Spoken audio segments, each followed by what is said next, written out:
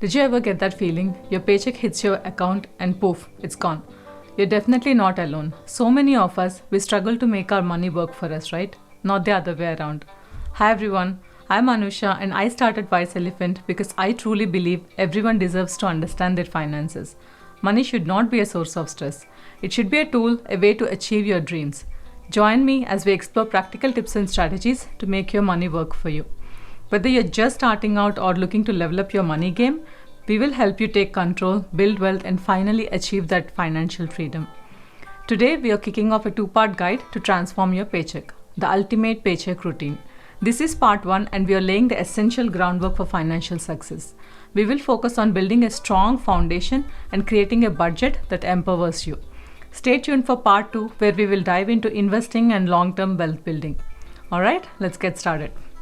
You know, an elephant moves with purpose. So should your paycheck. Let's break down a simple plan to make every dollar count the wise way. If you're ready, let's just dive in. Before we even get into different steps you need to take for your paycheck, let's talk about a powerful metric that gives you a clear picture of your financial health. That's your net worth. This is the first and foremost thing I ask you to do. Track your net worth. Your net worth is the difference between your assets and your liabilities. Assets are everything that you own that has a value, like your home, car, bank accounts, retirement accounts, investment accounts, business ownership, and even investment properties. Liabilities, on the other hand, are your debts, like mortgages, student loans, credit card balances, and even tax liabilities. So take a moment right now to calculate your net worth. Add up all your assets, then subtract all your liabilities. Knowing your net worth provides a baseline for tracking your progress and understanding where you stand financially. It helps you see the big picture and stay motivated on your financial journey. Don't be discouraged if your net worth is lower than you would like. This is simply a starting point and we are here to help you improve it. Tracking your net worth consistently, whether monthly or quarterly, allows you to monitor your progress and make necessary adjustments. We used to use Mint app earlier where we connected all our accounts and loans to track our net worth. Now I think it's acquired by Credit Karma, so you can use Credit Karma as a free tool to easily track your net worth as well. Step 1 is build a strong foundation. Before you start investing or even thinking about it, you need a solid financial foundation. Think of it like building the base of the pyramid. It needs to be strong to support everything else. Here is how to get started. First, an emergency fund. This is your financial safety net. Money you set aside for unexpected expenses like a job loss or a medical emergency or your car breaking down. When I first started out, I thought I didn't need an emergency fund. Then my car needed a major repair and I had to put it on the credit card, which took me months to pay off. That's when I learned my first lesson. Aim to save at least 3 to 6 months worth of essential expenses, which we are going to call your needs. These are the things you absolutely have to pay for, like your rent, utilities, groceries, and transportation. Let's say your monthly needs total $2,500. A 3-month emergency fund would then be $7,500 and a 6-month fund would then be $15,000. The right amount for you depends on your job security, health, and comfort level. If you're self-employed or have a less stable income, aim for the higher end of that range. Use a free budgeting spreadsheet to track your expenses and calculate this amount. I'm linking it in the description box below. Knowing exactly where your money is going is the first step to building a strong financial foundation. Now, where should you actually keep this emergency fund? A high-yield savings account or a HYSA is generally the better option for most people. It offers a good balance of high interest rates, liquidity through electronic transfers, and low or no minimum balance requirements. Another option is money market accounts or MMAs, which may be suitable if you prefer check writing or debit card access. They might sometimes have minimum balance requirements and lower interest rates than high-yield savings accounts. So compare these two options closely before making a call. Next, pay off high-interest debt. Once you have a small emergency fund, at least 1 month of your essential expenses to start, it's time to tackle that high-interest debt. This is the debt with interest rate of 7% or higher. Think credit cards, some personal loans, or payday loans. These high interest rates can eat away at your money and make it much harder to reach your financial goals. There are 2 popular strategies to pay off debt. The Snowball method involves focusing on paying off the debt with the smallest balance first, regardless of the interest rate. The quick win of paying off a debt can be really motivating and help you stay on track. For example, some of my friends use the Snowball method for paying off student loans. It feels so good to get those smaller loans out of the way, and that momentum helps them going.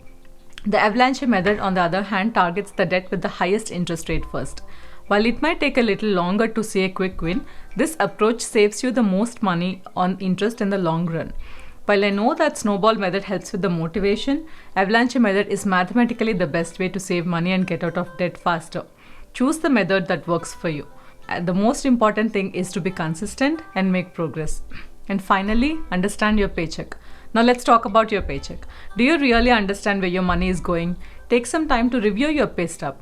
Know your income frequency, how often do you get paid, your deduction, taxes, health insurance, etc., and any employee benefits you may have, like a 401k match.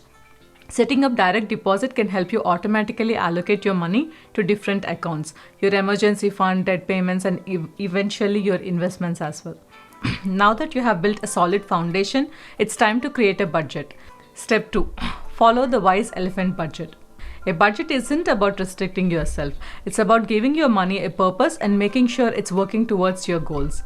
We are going to use a slightly modified version of the popular 50-30-20 rule, which we call the wise elephant 40-30-30 budget. Here is how it works. 40% of your take-home pay should go towards needs. These are your essential expenses, the things you absolutely have to pay for. Think rent, mortgage payments, utilities, groceries, transportation, insurance, and minimum debt payments. 30% should go towards your wants. This is where you can have some fun. These are the things you want but don't necessarily need. Dining out, entertainment, hobbies, travel, and non-essential clothing fall into this category.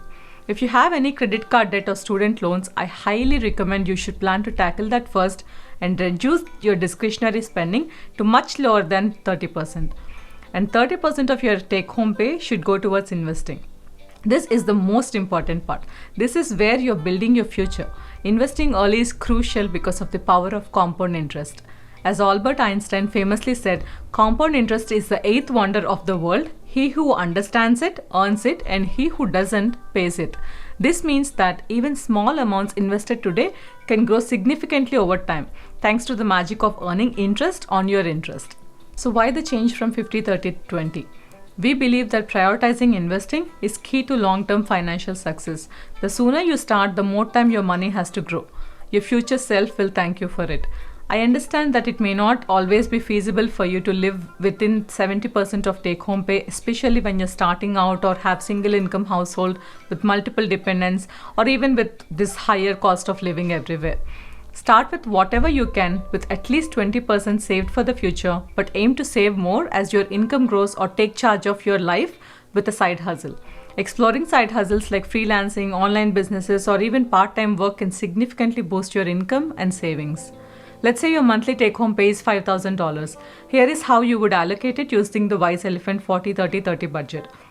$2,000 should be allocated towards your needs, $1,500 should be allocated for your wants, and $1,500 should be set aside for your investments. Think of your paycheck as a pile of peanuts. The wise elephant knows how to divide it wisely. Some for today's needs, some to enjoy, and some to plan for the future. What's the first step you're going to take to create your wise elephant budget? Let us know in the comments below. Budget together. Now a crucial point I want to emphasize, especially if you're sharing your life with a partner. Budgeting should absolutely be a joint effort. Financial problems are a leading cause of stress in relationships, and often it stems from disagreements about money, debt, and spending habits. My husband and I come from very different financial backgrounds, and it took us years to find our balance. But I can tell you, it's worth it. Sit down with your partner, discuss your financial values, set shared goals, and create your wise elephant budget together. Aligning your financial priorities will reduce that friction, avoid frustration, and bring more peace to your relationship. Remember, money is a tool to help you both lead a smoother, more fulfilling life. Having gone through that frustrating phase, I confidently say that we are in a much better place now, and I want that for everyone. Next, tracking your spending. Creating a budget is a great first step, but it's even more powerful when you track your actual spending. This helps you identify areas where you might be overspending and make adjustments to stay on track. There are lots of great budgeting apps available like YNAB or Empower. If you prefer a simpler approach, a good old spreadsheet can work wonders as well. Remember, regular budget review. Your budget isn't set in stone. It's a living document that you should review and adjust regularly. Monthly is a good starting point. Life throws curveballs, so maybe your rent goes up or you decide to take on a new hobby. Make sure your budget reflects those changes. And dealing with budget busters. Sticking to a budget isn't always easy. We all have those moments of temptation. One strategy is to create a buffer in your budget for unexpected expenses. If you find yourself constantly overspending in a certain category, take a closer look and see if you can make some adjustments. Maybe you can pack your lunch instead of buying it every day, or find free ways to enjoy your hobbies. That's it for today's Wise Elephant Wisdom. I hope you found these tips helpful and that you're feeling more confident about managing your money. Remember, building financial freedom is a journey, not a destination. It takes time, effort, and consistency.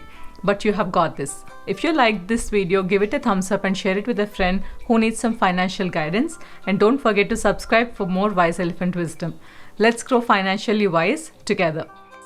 Now that we have set up our initial financial foundation and budget, in the next video we will talk about how to make that paycheck work for your long-term goals, including investing and building lasting financial success, and also how to avoid common financial mistakes. Don't forget to subscribe so you don't miss part 2. See you there.